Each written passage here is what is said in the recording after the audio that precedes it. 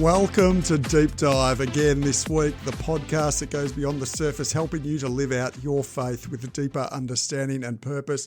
My name is John Coombs. It's great to have you here with me today, and we are diving into and exploring how Jesus in his humanity brings us salvation and what that means for us today. In this episode, we'll continue to explore Hebrews chapter 2, verses 5 through 18. I'll just pick up on a couple of things that I think stand out there.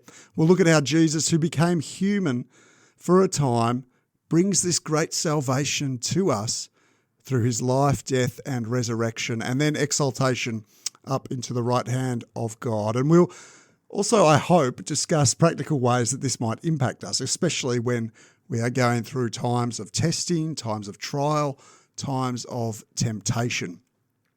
Now, I'm not sure about you, but over the years, I have heard of wonderful people, magnificent people, like world-renowned surgeons and doctors and nurses and health professionals who are highly skilled and highly sought after, who leave their comforts and their state-of-the-art hospitals and doctor surgeries to either go for a time or even more permanently to serve in a remote and under-resourced village.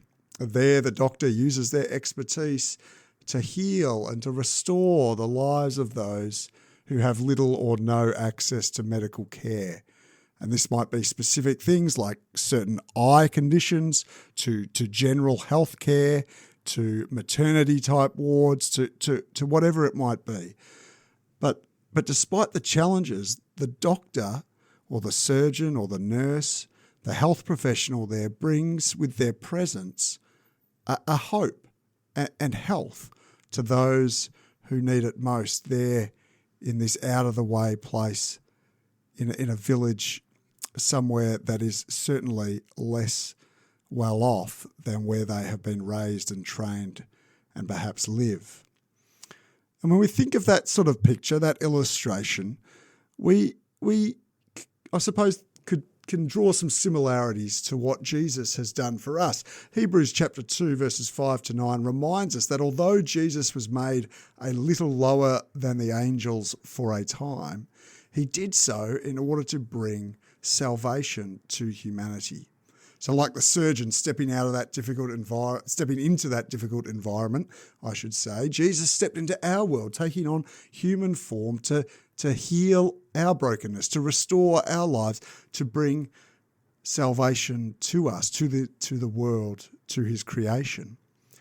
And Jesus didn't come simply to observe and then go away again, but he came and he participated in the human experience and in all our struggles. Philippians chapter 2 verses 6 to 8 tells us that Jesus made himself nothing and took on the very nature of a servant.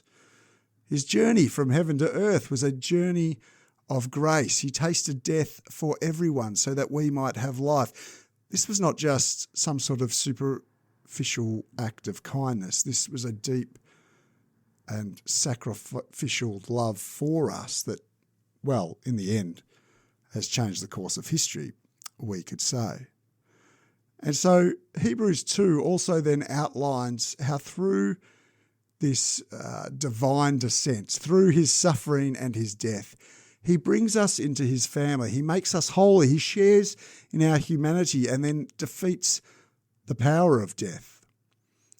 These aren't just theological concepts that we can stick in our head and walk around and just be aware of, but I think they also challenge the way in which we think and challenge the way in which we live, just to know these truths that have come from Jesus, an understanding of who we are, I suppose our identity when we are in Jesus. And so think about it. First, we belong to his family. So when we feel alone or when we're isolated, we remember that Jesus has called us to be his brother or his sister, to be part of his family. You're part of a group of people who believe and trust and follow Jesus. You are part of his family.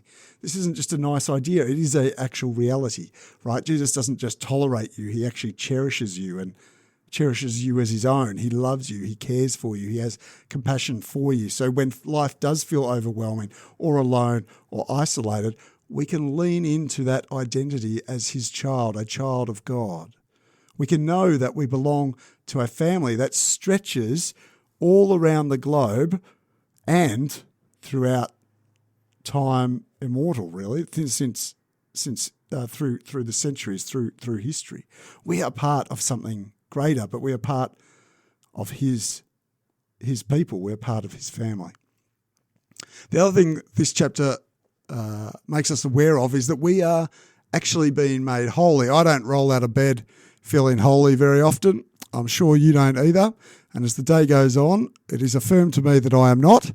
I imagine that is the case for you as well. And holiness isn't about, following Jesus and then suddenly becoming or instantly becoming perfect.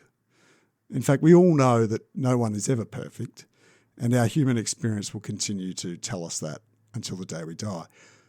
But it's that ongoing work of Jesus in our life. Hebrews chapter 2, verse 11 reminds us that Jesus is committed to making us holy, to making us more like him, to making us more godly and Christ-like. It means that every challenge or every struggle or every moment of weakness is actually an opportunity for Jesus to continue to grow us and to change us.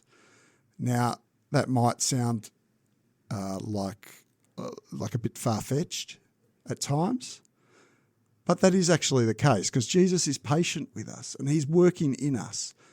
And even when we don't see it, he is working in us to make us more and more like him. Thirdly, we can see that we are free, or we should be free from fear. Now, that doesn't mean if I'm stuck down a dark alley with a few people and they might want to do me harm, well, I'm still going to be afraid of that, aren't I? But one of the more powerful things is more that Jesus has broken the power of death. He's freed us from a fear of death. We don't talk about death very often in our culture. We understand that people do die, but there is freedom in knowing that when we live, we are living in him and that our ultimate destiny is secure in Christ. Everlasting life is there for us with God because of Jesus. And so fear doesn't need to control our decisions or our relationships or our studies or what we're going to do or our future. Jesus has set us free, and so we can be free from fear. That links actually in with our identity as well. Then finally, we also know that Jesus is there to help us. In Hebrews chapter 2, verse 18, it encourages us that Jesus is here to help us in our time of need. He isn't distant or disconnected. He actually cares. He has compassion for us. He understands the struggles that we walk through because he has walked through them himself, whether it's when we're facing temptation. Well, Jesus faced temptation. It's when we're doubting. Well, Jesus struggled in those days before his death. Or it's when in difficulty. And as Jesus mourned and grieved over his fellow friend Lazarus, we get a picture of the care and compassion that Jesus has for us. So Jesus is with us, he's present with us, and he's ready to offer us guidance and support and care. And we are called to turn to him in prayer and intentionally trust that he is active in our lives. And so there you are, folks. Jesus is involved in our lives. He has divinely descended to this earth and he has lived a life here on earth as a human being. He resonates with our experience as we walk through temptation and doubt and testing.